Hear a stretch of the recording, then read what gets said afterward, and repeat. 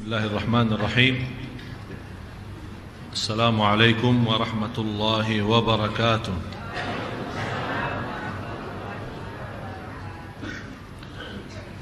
Innal hamdalillah nahmaduhu wa nasta'inuhu wa nastaghfiruh wa na'udzu billahi min shururi anfusina wa min sayyiati a'malina. May yahdihillahu fala mudilla lahu wa may yudlil fala hadiya lahu.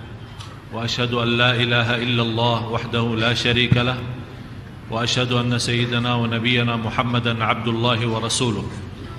اللهم صل وسلم وبارك على سيدنا محمد وعلى آله وصحبه ومن تبعهم بإحسان إلى يوم الدين.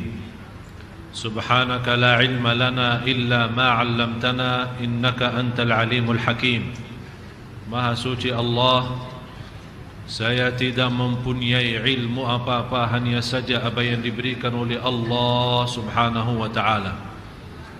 Segala sesuatu yang kita miliki sesungguhnya milik Allah.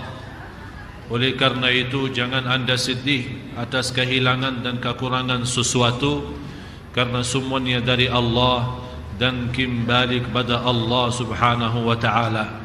La haula wa la quwwata illa billahil aliyyil azim. Para hadirin jamaah Masjid Agung Sunda Kelapa, bapak-bapak, ibu-ibu yang sama-sama dimuliakan dan diberkahi Allah Subhanahu wa ta'ala. Dalam kesempatan kali ini kita sementara menunda ciri-ciri hari kiamat untuk hari Rabu depan, karena bahasan kita khusus untuk hari ini sangat diperlukan adalah keutamaan 10 hari pertama Zulhijjah. Karena hari ini 17 bulan Oktober 2012 adalah 1 Zulhijjah. Dan Zulhijjah menjadi salah satu bulan haram.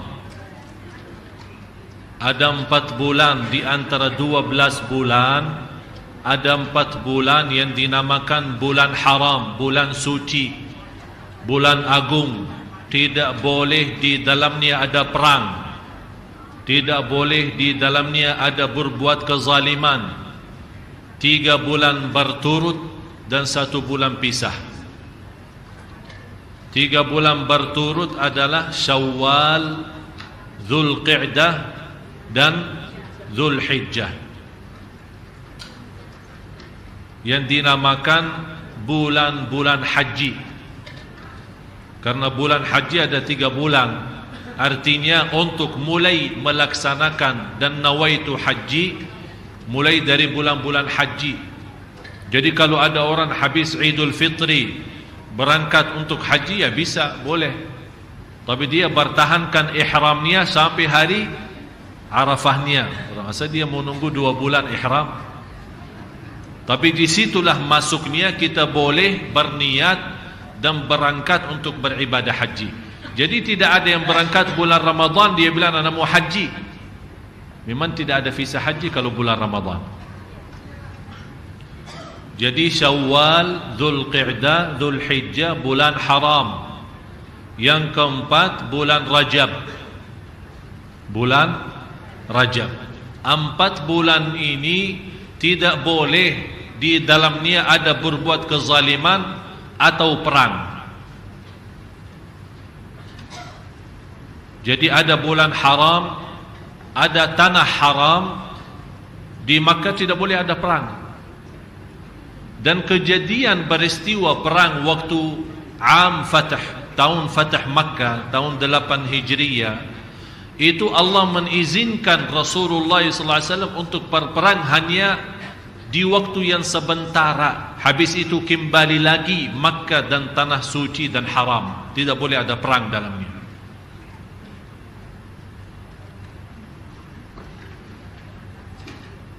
Dan bulan Dzulhijjah ini menjadi bulan yang terakhir di tahun Hijriyah. Kalau bulan Masihiyah tahun akhir bulan 12 Desember. Kalau bulan tahun Hijriyah adalah Dzulhijjah. Berarti kalau sudah masuknya Muharram itu namanya tahun baru Hijriyah. Di 10 hari pertama sangat utama untuk beramal saleh.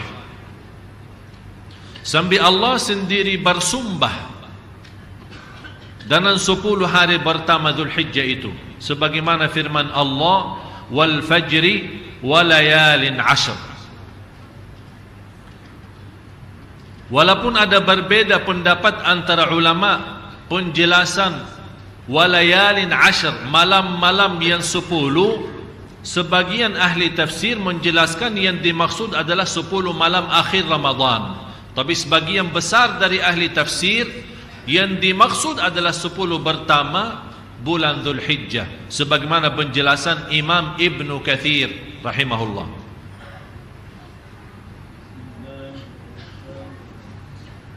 Dan jamaah sekalian, Bapak Ibu, kalau Allah bersumpah terhadap sesuatu, berarti sesuatu itu sangat agung. Wasyamsi wa duhaha wal fajri wa layalin ashr wasyaf'i wal watr, itu namanya sumpah. Allah bersumpah, wal laili idza yaghsha wad duha wat tini waz zaitun. Ini semua namanya Allah bersumpah. Jadi kalau Allah bersumpah terhadap sesuatu, berarti sesuatu itu sangat agung. Di antaranya walayalin ashr, sebagaimana di surat Al-Fajr. Tapi tidak boleh bagi manusia bersumpah dengan selain nama Allah. Jadi tidak boleh bersumpah demi nama Nabi Muhammad, demi Ka'bah. Ka'bah itu menjadi apa, kalau boleh diistilahkan sebagai makhluk, batu. Tapi kita boleh bilang warabbil Ka'bah, bersumpah siapa Tuhan Ka'bah itu, dan siapa yang memiliki Ka'bah itu adalah Allah Subhanahu wa ta'ala. Tapi kalau Allah boleh dan berhak untuk bersumpah dengan apa saja di antara makhluknya. Dan hadis ini menjelaskan yang diriwayatkan Imam Bukhari, hadis Abdullah bin Abbas. Anda bisa lihat langsung. Ini hadis sahih yang diriwayatkan Imam Bukhari, hadis Abdullah bin Abbas radhiyallahu anhuma. Di sini hadis yang menjelaskan saking mulia 10 hari pertama, Allah Subhanahu wa taala paling cinta amal-amal salih di dalam hari-hari 10 tersebut. Contoh, kalau anda suka salat sunnah, duha dan yang lain-lain, Allah lebih cinta salat duha di 10 hari pertama Dzulhijjah.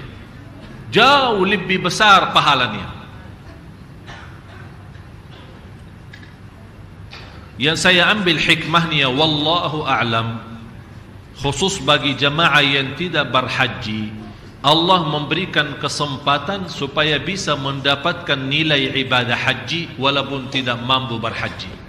Oleh karena itu Allah jadikan 10 hari pertama sangat agung dan mulia, bukan hanya untuk jamaah haji, tapi juga boleh selain jamaah haji. Rasulullah sallallahu alaihi wasallam bersabda, "Ma min ayyamin al-'amalu as-salihu fiha ahabbu ila Allah min hadhihi al-'ashr."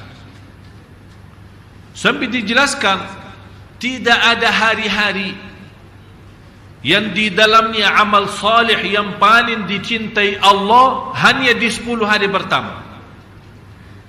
Saking mulia jamaah sekalian, Bapak Ibu, saking mulia 10 hari pertama, muncul berbeda pendapat antara ulama mana yang lebih afdal.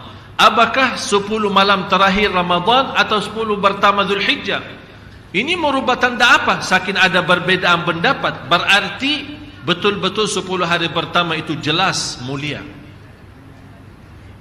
Sampai tidak ada sepakat Tidak ada sepakat antara ulama 10 Ramadan terakhir adalah lebih baik daripada 10 pertama Dzulhijjah. Belum disepakati, masih berbeza pendapat.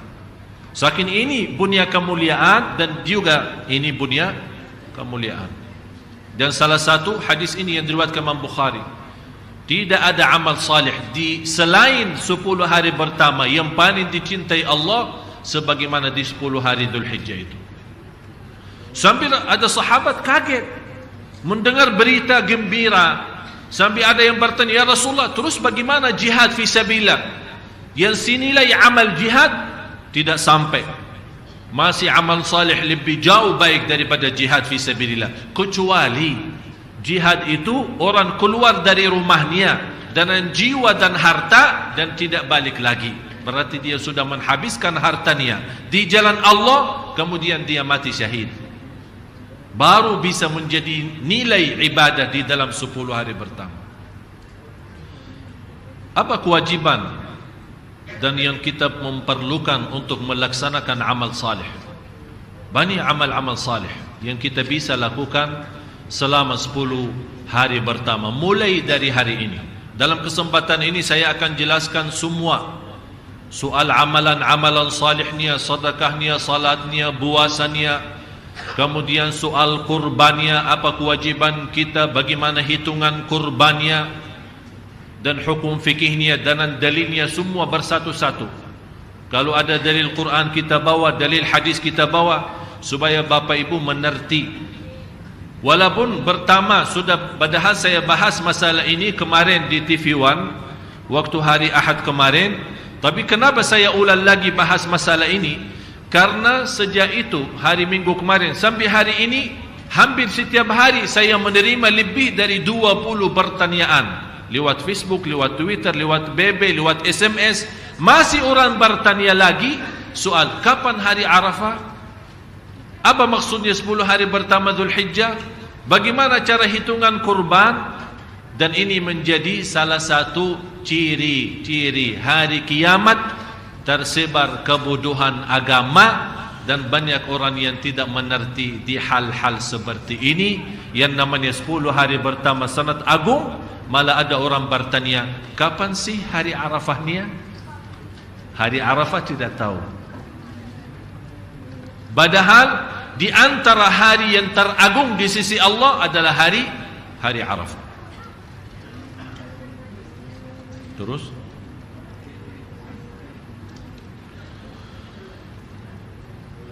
di antara amal-amal yang salih yang perlu kita jaga dan kita amalkan khusus untuk jemaah haji, memang yang terbaik di 10 hari pertama untuk bulan Dzulhijjah untuk laksanakan umrah dan haji. Biasanya jemaah haji umrah hampir 60-80% sudah pada berangkat. Tapi ada juga yang masih siap-siap menunggu visahnya, menunggu apa. Jadi di antara amal yang perlu kita jaga adalah haji dan umrah. Dan jamaah sekalian, harus kita fahami satu persoalan. Untuk haji tidak wajib umrah sebelumnya. Ada orang berkata, ana mau haji pertama kali, tapi ana belum sempat umrah. Apakah boleh enggak? Boleh. Tapi jelas lebih mulia dan lebih agung adalah umrah dan haji. Karena haji itu kan ada 3 macam. Ada tamattu', ada qiran, ada ifrad. Ifrad artinya membawa ibadah haji sendiri. Labbaik Allahumma hajja. Tidak ada selain haji. Jadi dia berangkat dari sini untuk haji. Tapi tamattu', dan itu yang lebih baik. Karena itu sunnah Rasulullah SAW adalah tamattu', umrah dulu, disambungkan dengan haji. Niatnya apa? Labbaik Allahumma umratan wa hajja.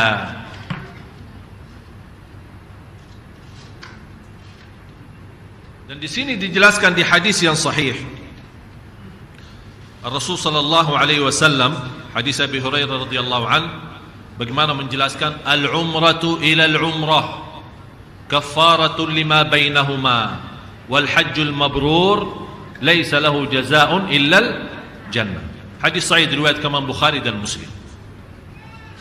Kira-kira jelas tayangannya, bisa dibaca. Antara umrah dan umrah, kesempatan untuk menghapus dosa. Antara umrah dan umrah, kesempatan untuk menghapus dosa. Dan ini juga salah satu dalil dasar membolehkan kita ambil umrah sesudah umrah. Ini selalu diributkan. Setiap tahun jamaah berangkat umrah diributkan. Katanya ustaz kita tidak membolehkan, ada ustaz lain membolehkan. Yang benar mana sih?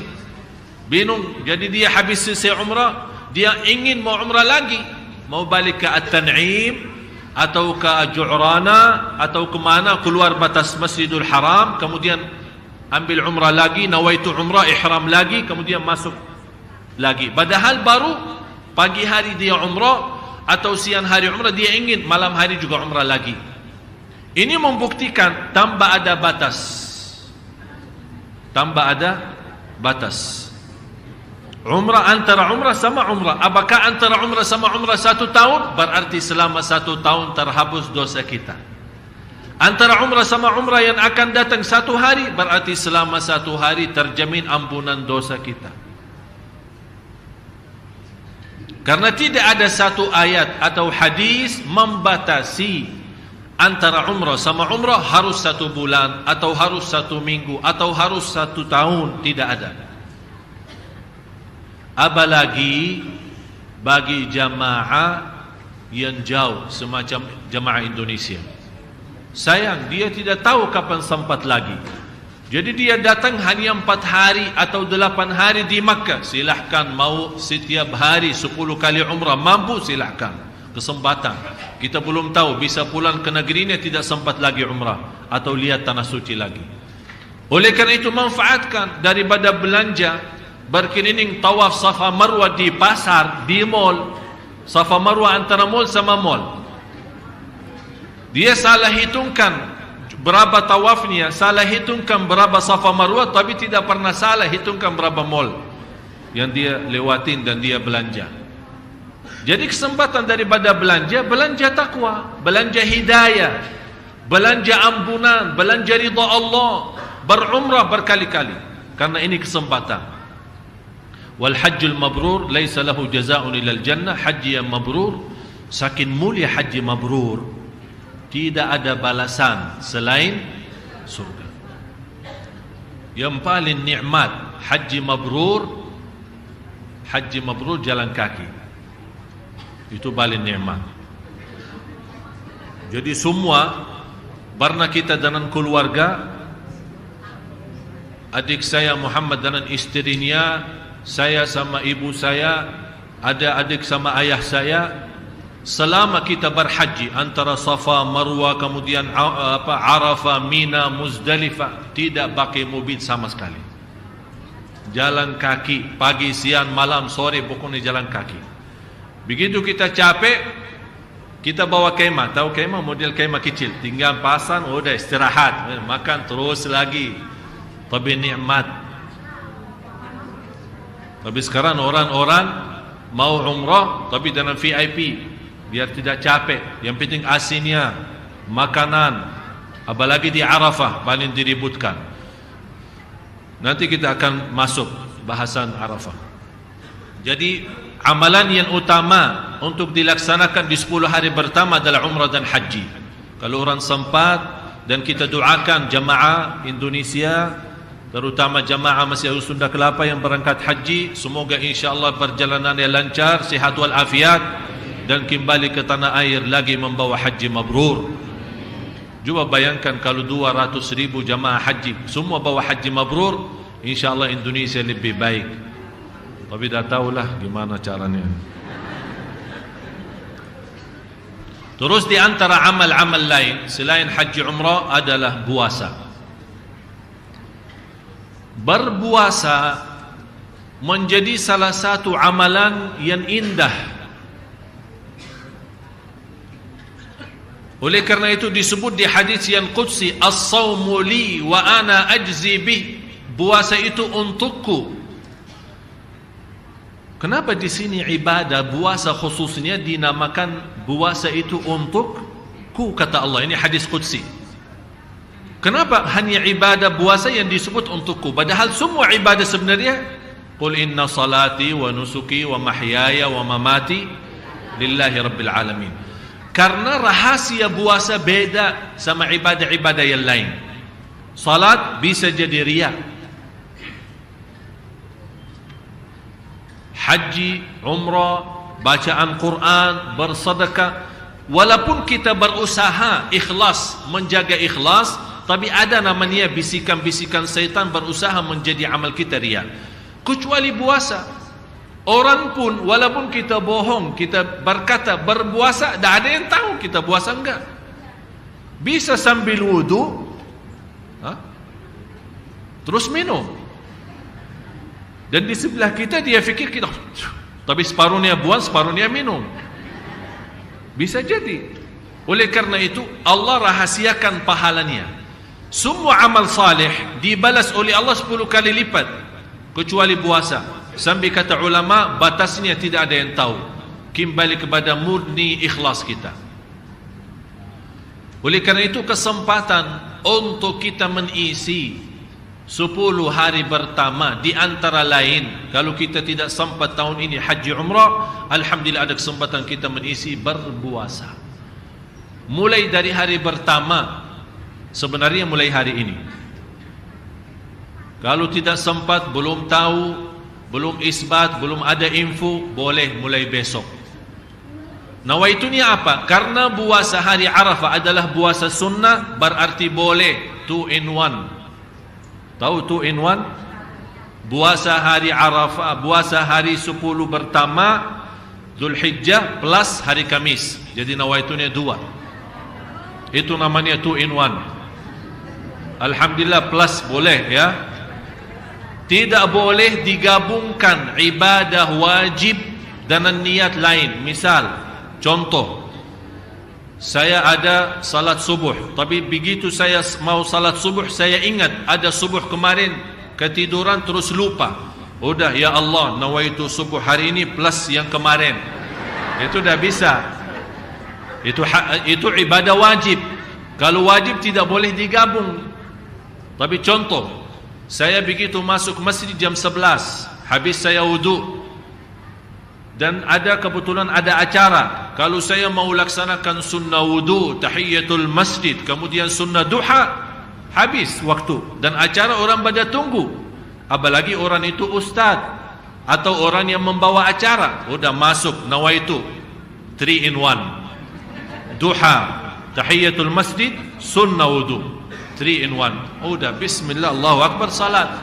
Semuanya terhitung dapat 3-3-nya. Nawaitunya bagaimana?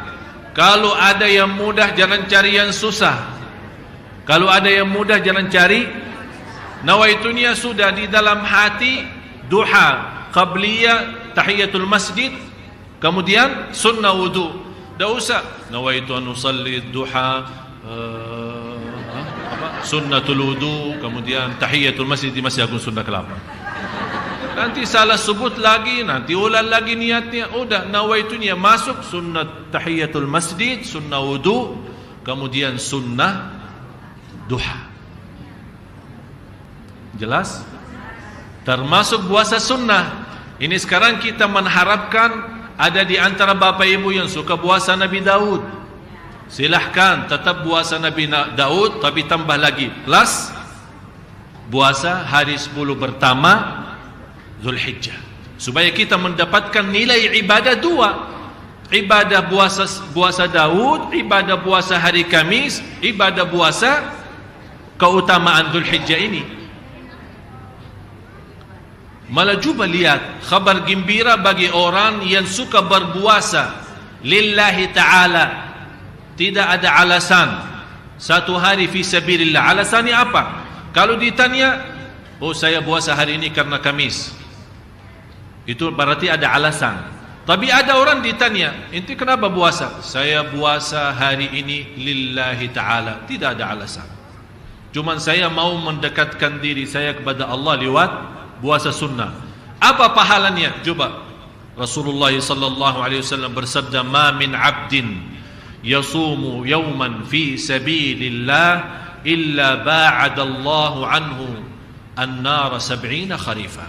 Tidak ada yang puasa satu hari karena Allah, tidak ada alasan karena sunnah atau yang lain, lillahi ta'ala, murni, akan dapat dijauhkan oleh Allah dari neraka Jahannam 70 tahun. Ini baru satu hari. Hadis ini sahih, muttafaqun alaih. Dan harus fahami Bapak Ibu, dalam ilmu hadis ada dua kata. Ya, tolong perhatian. Ada dua kata. Kalau disebut as-sahih, itu maksudnya Imam Bukhari. Itu maksudnya Imam Bukhari. As-sahih. Ada satu lagi yang disebut as-sahihain. Dua sahih, maksudnya Bukhari dan Muslim. Ada disebut muttafaqun alaih.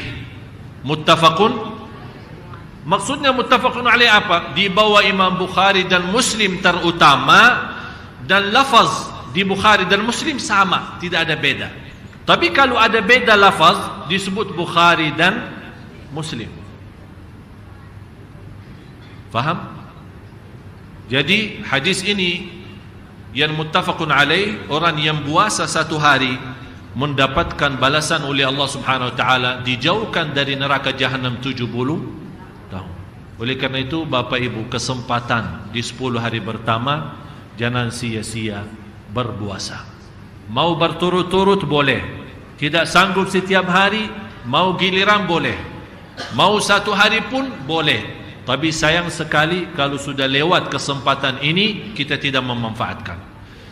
Tapi kalau anda merasa diri tidak bisa, sibuk, kecapean, banyak aktivitas, saya tidak sanggup menjaga puasa selama ini, paling tidak jaga puasa hari Arafah.